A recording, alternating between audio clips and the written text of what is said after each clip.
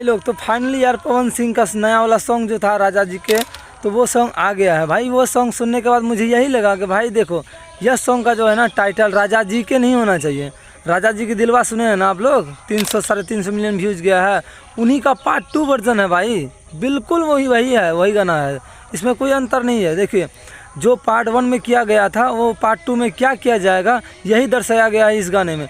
और गाना को सुनने के बाद मुझे और एक चीज़ लगा कि भाई यह गाना जो है ना 300-350-400 मिलियन जो है ना पक्का है, क्योंकि ये हिट गाना है भाई।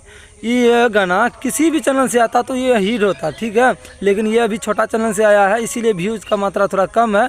लेकिन लाइक से आप पता लगा सकते हैं कि यह गाना कितना ब्लास्ट है, क्योंकि यह गाना सुनने में जो है ना एकदम माइंड ब्लोइंग लगता है यार।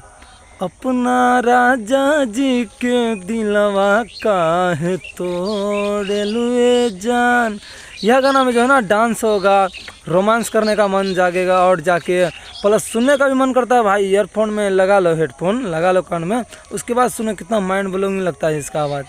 ठीक है, मिलते हैं कोई अगले वीडियो में, तब तक के लिए लव यू गाइस।